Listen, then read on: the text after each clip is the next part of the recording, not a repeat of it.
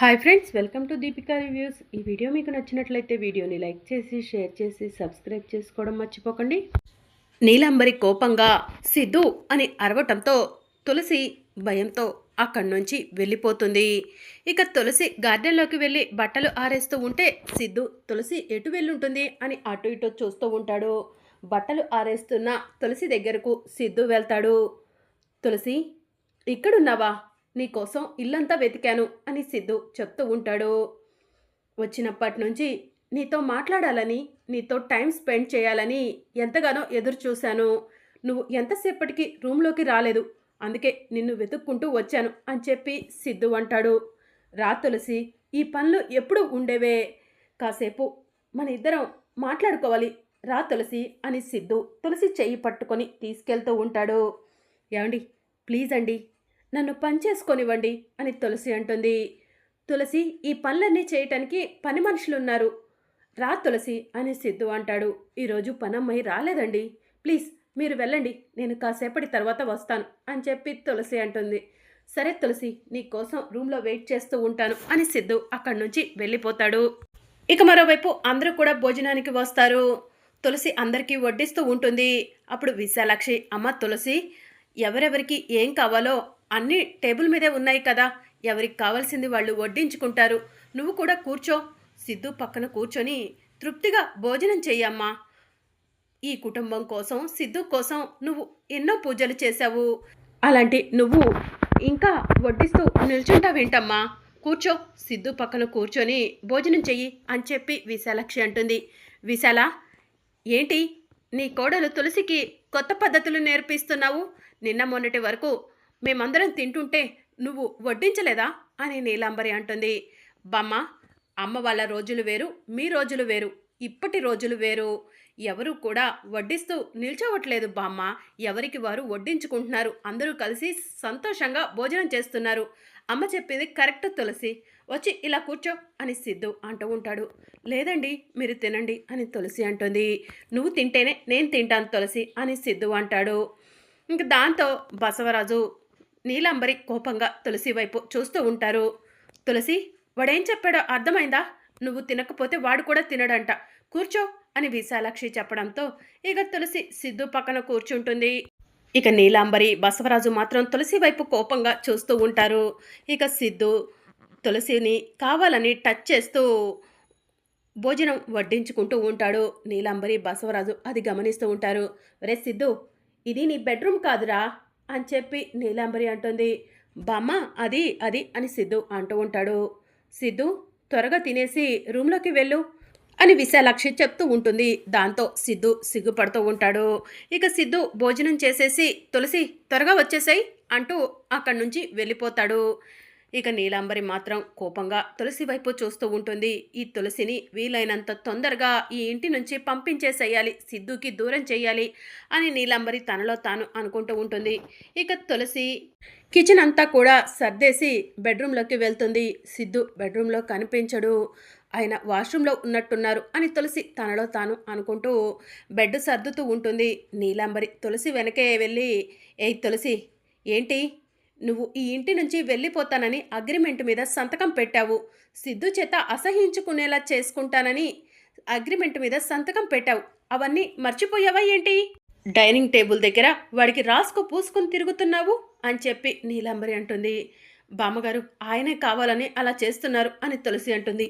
వాడు అలా చేసినా కూడా నువ్వు వాడికి దూరంగా ఉండాలి అని చెప్పి నీలాంబరి అంటుంది. ఈ రోజు నుంచి నువ్వు ఈ రూమ్లో పడుకోవడానికి వీల్లేదు, వెళ్ళి గార్డెన్లో పడుకో, లేదంటే లాన్లో పడుకో, అంతేకాని ఈ రూమ్లో పడుకున్నావంటే ఊరుకోను అని నీలాంబరి చెప్తూ ఉంటుంది. సరే బామ్మగారు అని తులసి అంటుంది. ఇక నీలాంబరి అక్కడి నుంచి వెళ్ళిపోతుంది. సిద్ధు వాష్రూమ్లో నుంచి బయటకు వస్తాడు. తులసి, వచ్చావా? నీకోసం ఇప్పటి వరకు వెయిట్ చేసి చేసి ఇప్పుడే వాష్రూమ్లోకి వెళ్ళాను అని చెప్పి సిద్ధు అంటాడు. ఏమండి, ఇప్పటికే చాలా ఆలస్యమైంది, పడుకోండి అని తులసి అంటుంది.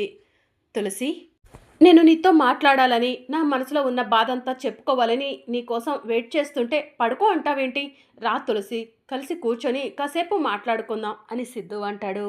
లేదండి, నాకు బాగా నిద్ర వస్తుంది అని తులసి బెడ్షీట్ తీసుకొని బయటకు వెళ్తూ ఉంటుంది. తులసి, ఎక్కడికి? నువ్వు ఈ రూమ్లోనే కదా పడుకునేది అని సిద్ధు అంటాడు. లేదండి, నేను ఈ రోజు నుంచి బయట పడుకుంటాను అని తులసి అంటుంది. ఎందుకు తులసి ఇలా చేస్తున్నావు? నేను జైల్లో ఉన్నప్పుడు నేను నిర్దోషిగా బయటికి రావాలని నా కోసం పూజలు చేశావు, నా కోసం క్యారేజ్ తీసుకొని పోలీస్ స్టేషన్కు వచ్చావు. ఇప్పుడు మాత్రం నేను నీకు దగ్గరగా ఉంటే నన్నెందుకు దూరం పెడుతున్నావు? ఎందుకు అవాయిడ్ చేస్తున్నావు? నేనంటే నీకు ఇష్టం లేదా తులసి? అందుకే నువ్వు ఇదంతా చేస్తున్నావా అని సిద్ధు అడుగుతూ ఉంటాడు.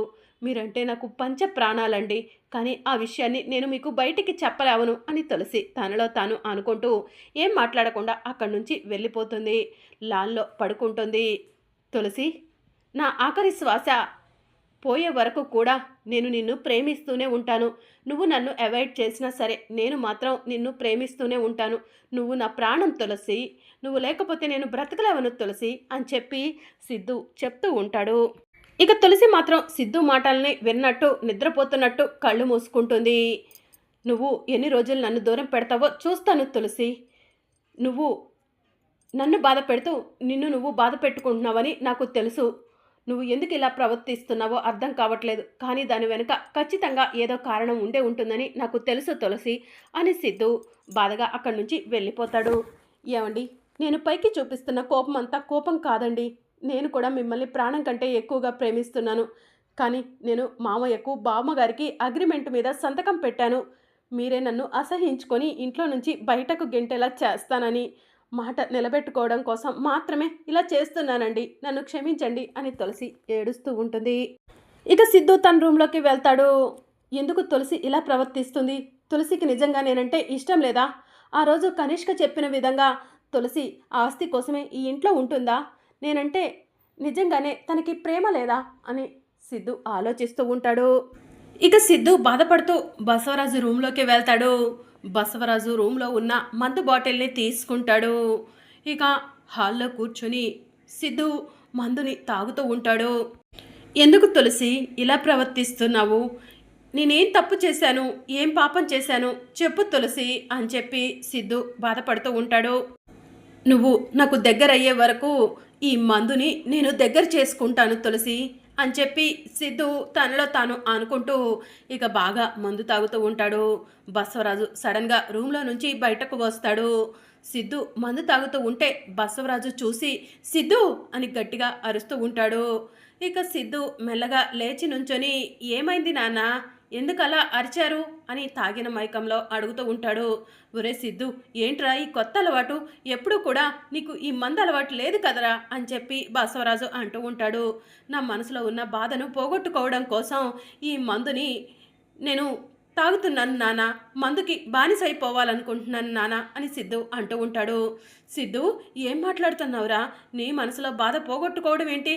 అసలు నీ మనసులో ఏం బాధ ఉందిరా అని విశాలాక్షి అడుగుతూ ఉంటుంది. అమ్మా, తులసి అంటే నాకు ఇష్టమమ్మా, తులసి అంటే నాకు ప్రాణమమ్మా. అలాంటి తులసి నన్ను దూరం పెడుతుందమ్మా, నేను తట్టుకోలేకపోతున్నానమ్మా అని సిద్ధు అంటూ ఉంటాడు. ఆ మాట విని బసవరాజు నీలంబరి షాక్ అవుతారు. ఒక ఆడదాని కోసం మందుకు బానిసైపోతావా సిద్ధు అని బసవరాజు అంటాడు. తులసి పరాయిది కాదు నాన్న, నా భార్య నాకు దూరంగా ఉంటుంటే నేను ఎలా తట్టుకోగలను? అసలు నేనేం తప్పు చేశానని తులసి నాకు దూరంగా ఉంటుంది అని చెప్పి సిద్ధు అంటూ ఉంటాడు. ఇక అప్పుడు విశాలాక్షి తులసి తులసి అని కోపంగా పిలుస్తూ ఉంటుంది. నిద్రపోతున్న తులసి ఒక్కసారిగా ఉలిక్కిపడి లేచి కూర్చుంటుంది. తులసి అని విశాలాక్షి పిలవటంతో తులసి పరిగెత్తుకుంటూ వస్తుంది. ఏమైంది అత్తయ్య అని తులసి విశాలాక్షిని అడుగుతూ ఉంటుంది. ఒకసారి నా కొడుకు సిద్ధుని చూడు అని చెప్పి విశాలాక్షి అంటుంది. ఇక తులసి సిద్ధుని చూస్తుంది. ఏమండి, ఏంటండి ఇది? మీ చేతిలో మందు బాటిల్ ఏంటండి అని తులసి అంటూ ఉంటుంది. నన్ను దూరం పెడుతున్నావు కదా తులసి, నేనంటే నీకు ఇష్టం లేనట్టు ఉంటున్నావు కదా తులసి, అందుకే నీకు బదులుగా నేను ఈ మందుని నాకు తోడు తెచ్చుకోవాలనుకుంటున్నాను. ఇక మీదట నేను ఈ మందు తాగుతూ నిన్ను మర్చిపోయే ప్రయత్నం చేస్తాను అని చెప్పి సిద్ధు చెప్తూ ఉంటాడు. వద్దండి, వద్దు, అలాంటి పిచ్చి పనులు చేయకండి, రండి అని తులసి సిద్ధుని లాక్కొని వెళ్తూ ఉంటే తులసి అని సిద్ధు తులసిని పక్కకు నెట్టేసి ఇక మందు బాటిల్ ఎత్తి అందరి ముందు మందుని తాగుతూ ఉంటాడు. ఇక కుటుంబ సభ్యులంతా కూడా అది చూసి షాక్ అవుతారు. మరి అప్కమింగ్ ఎపిసోడ్లో ఏం జరగబోతుందో తెలుసుకోవాలనుకుంటున్నారా? అయితే ఛానల్ను సబ్స్క్రైబ్ చేసుకోండి.